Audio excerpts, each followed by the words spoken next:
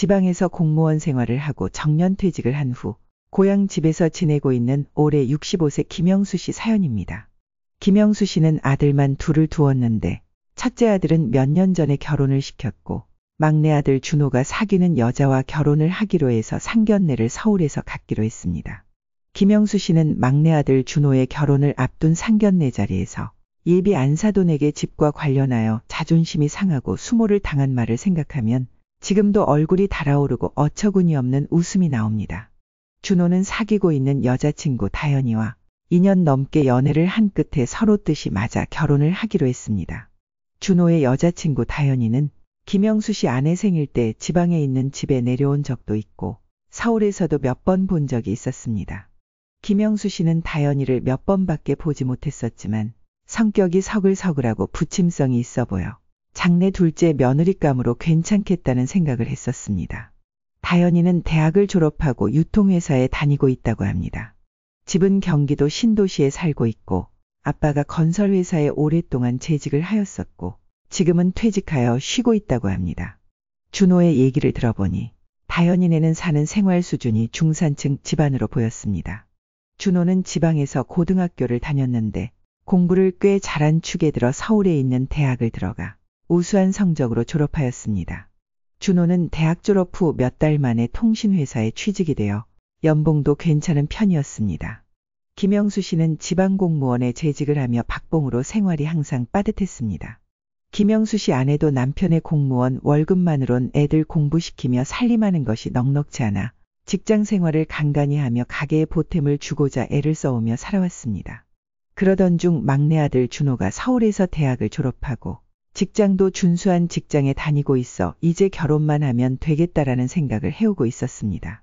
그런데 준호가 어느 날 김영수 씨에게 전화를 해 다현이와 결혼을 했으면 한다고 연락이 왔습니다. 김영수 씨와 아내는 준호의 결혼 이야기에 기쁘기도 했지만 막상 결혼을 한다고 하니 한편으론 걱정도 들었습니다. 그 걱정이란 김영수 씨가 공무원 월급으로 아들 둘 대학까지 보내고 큰아들 결혼시키느라 이미 많은 돈이 들어가 준호가 결혼하게 되면 결혼자금을 많이 보태줄 형편이 안 되었기 때문입니다. 준호는 서울에서 직장 생활을 하고 있는데 서울 집값이 워낙 비싸다 보니 직장에서 1시간 거리인 수도권 도시의 원룸에서 월세를 살고 있습니다. 준호는 통신기업에 다니고 있어 연봉도 괜찮은 편이었지만 직장 생활한 지 이제 6년밖에 안 돼 최근에 준호에게 들은 얘기로는 1억 가까이 모았다고 합니다.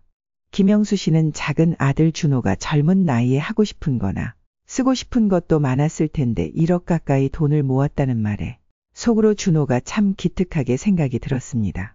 김영수 씨는 큰아들을 결혼시킨 후 집에 여유자금이 별로 없다 보니 퇴직금 일부와 좀 모아놓은 돈을 합쳐 준호가 결혼하게 되면 한 1억 정도 보태줄 생각입니다. 드디어 김영수 씨는 준호의 결혼을 앞두고 서울에서 다현이 부모님과 상견례를 갖기로 했습니다. 상견례 장소는 서울의 중국 음식점에서 하기로 했습니다.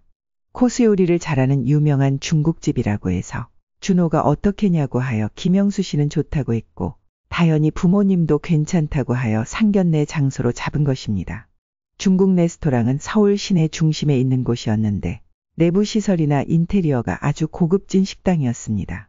김영수 씨는 지병으로 몸이 안 좋은 아내와 상견례 장소에 도착했고 다현이 부모님은 약속 시간보다 일찍 도착해 있었습니다. 준호와 다현이도 이미 와 있었습니다. 다현이 부모님과 인사를 나누고 음식이 나오기 시작하자 코스로 나오는 요리들을 먹기 시작하며 가벼운 이야기부터 시작을 하여 결혼에 대한 이야기를 하기 시작했습니다. 김영수 씨 아내는 건강이 안 좋아 이야기를 별로 하지 않고 주로 김영수 씨가 말을 해나갔습니다. 그러던 중 애들 결혼 후 살 집에 대한 이야기가 나왔습니다.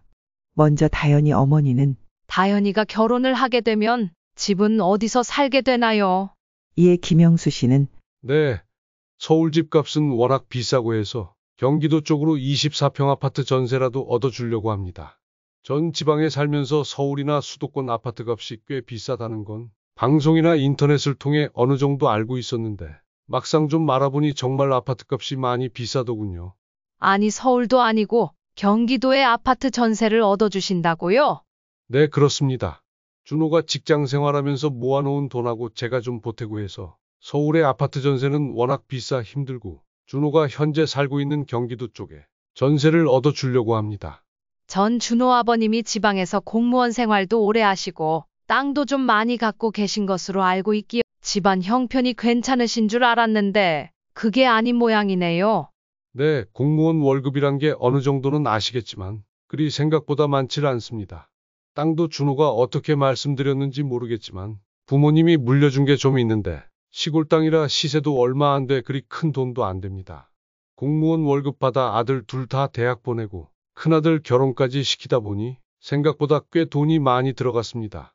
아니, 그럼 준호 결혼할 돈은 따로 안 남겨놓고 큰 아드님 결혼하는데 다 쓰셨다는 말씀이세요? 아니, 다 썼다는 것이 아니고요. 그만큼 많은 돈이 좀 들어갔다는 뜻입니다. 전 준호 아버님이 괜찮게 사시는 걸로 알고 있어. 다현이가 준호와 결혼하면 작은 아파트라도 사주시는 줄 알았는데 그게 아닌가 보네요. 네, 죄송하지만 준호가 결혼하고 살 집을 사줄 형편까지는 솔직히 안 됩니다. 죄송할 것까지는 없는데요. 뭐 이런 말씀드리기가 좀 그렇습니다만 다현이는 무남동녀로 자식이 하나뿐이라 저와 남편은 다현이를 정말 금이야 오기야 하며 끔찍하게 키웠습니다. 저의 솔직한 마음은 다현이 결혼시키기도 정말 아까운 애예요. 그냥 데리고 평생 살고 싶어요. 그런데 어떻게 준호와 인연이 되어 지들이 좋다고 결혼을 하겠다고 하니까 아쉬움이 크지만 결혼을 시키려고 하는 건데 준호 아버님은 어떻게 작은 아파트도 하나 사주실 형편도 안 되시면서 남의 귀한 딸을 그냥 데려가시려고 하십니까? 이때 다현이 어머니 옆에 앉아있던 다현이 아버지가 다현이 어머니 무릎을 툭 치며 자제를 시킵니다. 김영수 씨는 다현이 어머니의 집과 관련한 얘기들을 듣는 순간 처음 보는 상견례 자리에서 이게 무슨 경우 없는 소리인가 싶고 어처구니가 없어 화가 났습니다. 김영수 씨 옆에 앉아 가만히 듣고만 있던 김영수 씨 아내의 얼굴도 이그러졌습니다. 다현이 어머니는 이에 아랑곳하지 않고 지금 아파트 값이 얼마나 비쌉니까? 예전에 저희가 집 살 때와는 하늘과 땅 차이입니다. 저희가 젊었을 때만 해도 수도권에 1억 안팎이면 집을 살 수가 있었지만 지금은 6, 7억은 줘야 경기도에 겨우 24평 아파트를 살까 말까 합니다. 지금 젊은 애들은 결혼할 때 집이 없이 시작하면 맞벌이를 해서 아무리 열심히 모아도 아파트 값이 워낙 비싸 정상적으로 집을 살 수가 없는 시대입니다. 하나 남은 준호만 결혼시키면 이제 돈 들어갈 데도 없으실 테고 다현이 입장도 그렇고 애들 고생 안 되게 집을 좀 사주시면 안 되겠습니까? 다현 어머니의 이런 얘기를 듣고 김영수 씨는 자존심이 상하고 기분이 많이 상했습니다. 다현 어머니의 무례하고 경우 없는 말에 김영수 씨는 기분이 너무 상해 벌떡 일어나서 상견례 자리를 박차고 결혼 얘기는 없던 걸로 하고 파혼합시다라고 말하고 싶은 심정이었습니다. 그렇지만 막내 아들 준호를 생각해서 속이 부글부글 끓어올랐지만 참고 있었습니다. 준호 나이가 30대 중반이 되어 어렵게 결혼을 하게 되었는데 집을 사달라고 떼쓰는 예비 안 사돈의 무례하고 예의 없는 말이 기가 막혔지만 집 문제로 준호가 파혼까지 가는 것은 피하고 싶었습니다. 그럼 다현이 어머니는 애들 신혼생활을 꼭 아파트를 사서 시작을 해야 된다는 말씀인가요? 네, 당연하죠. 전 자식이 다현이 하나뿐이라 정말 애지중지 키워 소중히 키운 딸입니다. 그런 다현이를 집도 없이 새빵살이로 결혼 생활을 시작하게 할 수는 없습니다. 김영수 씨는 다현 어머니의 욕심 많고 이기적인 말에 화가 치밀었지만 냉정하게 대처하자라는 생각을 순간 하였습니다. 다현이 어머님이 그렇게 말씀을 하시니 요즘같이 아파트값이 워낙 비싸 집 장만하기 힘든 시기에 다현이 어머님 입장에서 하나뿐인 다현이를 생각하면 그렇게 말씀하실 만도 하시겠네요. 라고 김영수 씨는 이렇게 마음에도 없는 군자 같은 말을 하고 있습니다. 오로지 준호를 위해서. 제가 그럼 다시 생각을 잘 해봐서 애들 신혼집을 사주는 걸로 한번 고려해 보겠습니다. 김영수 씨의 그 말을 듣는 순간 옆에 있던 김영수 씨 부인은 김영수 씨를 쳐다보며 돈이 어디 있어서 집을 사준다고 하냐는 듯 어이없어 하는 표정을 합니다. 다현이 어머니는 김영수 씨가 애들 결혼하면 집을 사주겠다는 말에 순간 얼굴이 밝아지면서 준호 아버님이 집을 사주시겠다고 하니 정말 고맙고 다행입니다. 저도 이제 마음 놓고 다현이를 시집 보낼 수 있게 됐습니다. 그럼 전 집을 사주신다는 준호 아버님 말씀을 믿고 다현이가 준호와 결혼하는 걸 최종 승낙하는 걸로 하겠습니다. 결혼 날짜는 추후 다현이와 상의해서 준호를 통해 잡는 걸로 하시죠. 네, 알겠습니다. 자, 그럼 음식들 드시죠. 중국 요리는 식으면 맛이 없습니다. 김영수 씨는 지금 아무 일 없는 것처럼 말을 하고 있지만 속이 아닙니다. 음식이 제대로 들어갈 리 없습니다. 김영수 씨는 속으로 어디 아들 가진 사람, 서러워서 살겠나 하는 마음을 생각해 봅니다. 김영수 씨는 생각도 못했던 집 문제로 상견례 자리가 매우 불쾌하고 화가 났지만 파혼까지 갈 뻔한 것을 수습한 것에 대하여 스스로 위안을 삼고 고향 집으로 내려갔습니다. 김영수 씨는 상견례 이후 집에 내려와 여러 날을 고민을 많이 했습니다. 돈도 없으면서 결혼 후 살 집을 사주겠다고 예비 안사돈에게 덜컥 얘기했으니 어떻게 해야 하나 생각했지만 방법은 하나밖에 없었습니다. 김영수 씨는 준호에게 결혼하고 살 집과 관련해서 상의할 일이 있으니 집에 한번 내려오라고 연락을 했습니다. 얼마 후 준호는 지방에 있는 고향 집에 내려왔습니다. 김영수 씨는 준호에게 결혼 후 살 집과 관련해서 솔직하게 말을 하기로 했습니다. 상견례 자리에서 다현이 어머니의 경우 없이 하는 말을 듣고 사실 아빠는 큰 충격을 받고 자존심이 많이 상했었다. 예전에는 부모 입장에서 딸 가진 게 죄라고 했는데 지금은 시대가 바뀌어 아들 가진 게 죄인 세상이 된 느낌이다. 준호는 아빠의 그 말에 아무 말 없이 무표정하게 듣기만 합니다. 준호 입장에서 특별히 할 말도 없었기 때문입니다. 준호는 다현이와 결혼하면 아파트 전세를 얻어 신혼생활을 시작하려 했었고 사실은 이미 다현이도 그렇게 알고 있었습니다. 그런데 상견례 자리에서 다현 어머니의 집도 못 사주는 형편에 남의 귀한 딸 데려가려 했냐는 갑작스런 말에 자존심이 상한 것은 준호도 아빠와 마찬가지였습니다. 그렇지만 양가 부모님이 처음 모인 상견례 자리에서 그런 상황에 본인이 어떤 의견을 내놓는다는 것이 뭐해? 기분은 나빴지만 준호는 가만히 잠자코 있었던 것입니다. 김영수 씨는 준호에게 너가 결혼하면 아파트 전세를 얻어 신혼생활을 하는 것으로 너랑 이미 얘기했었지 않냐. 그런데 다현이 어머니가 상견례 자리에서 집을 사줘야만 결혼을 허락해주겠다고 하는 말에 아빠는 자존심도 상하고 화가 나서 상견례 자리를 박차고 파혼이라는 말이 목까지 차올랐었다. 그렇지만 결혼은 내가 하는 것이고 다현이도 며느리감으로 그만하면 괜찮아 보여. 어른들의 집 사주는 문제 때문에 애꿎은 너희들이 파혼까지 가는 일은 없어야 되겠다는 생각에 아빠가 꾹 참았다. 그런데 아빠가 상견례 자리에서 다현이 어머니에게 집을 사주겠다고 말은 했지만 너도 잘 알다시피 아빠는 솔직히 그런 여력이 안 된다. 이에 준호는 알고 있다는 듯 수긍을 하는 표정입니다.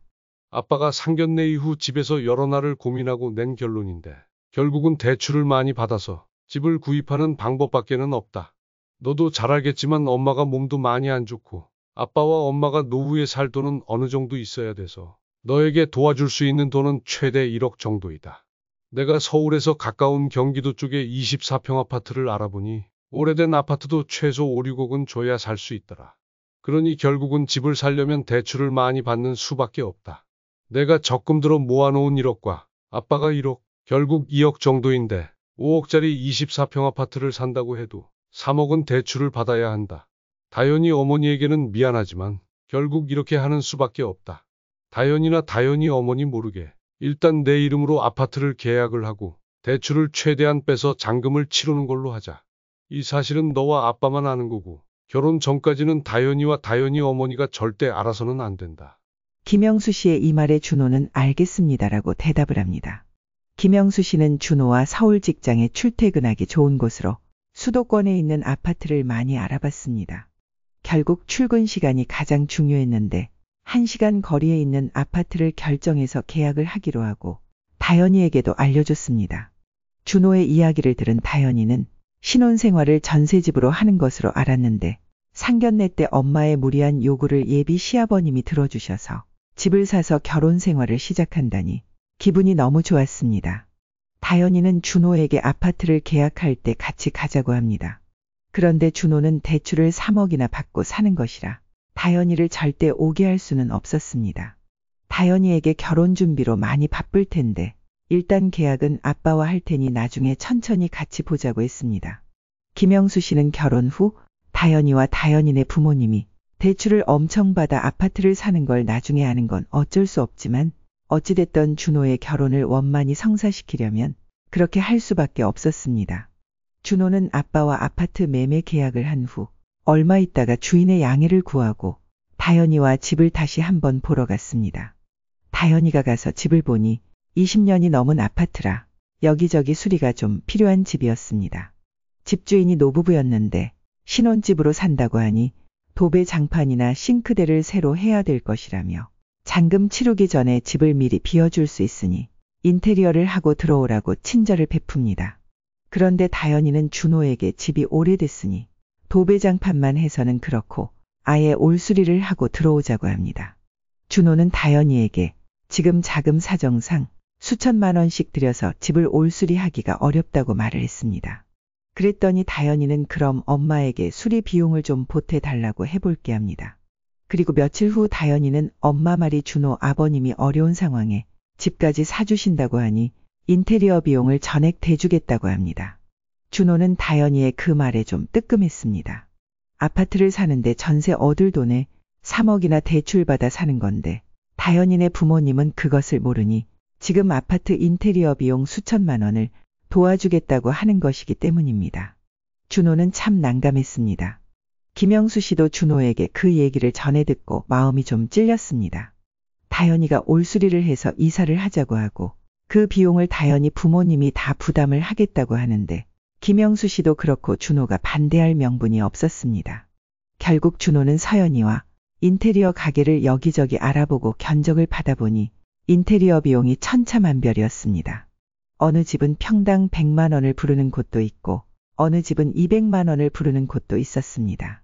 인테리어 업체 3군데를 알아봤는데 결국은 중간 가격에 견적을 낸 인테리어 업체에게 일을 맡기기로 했습니다.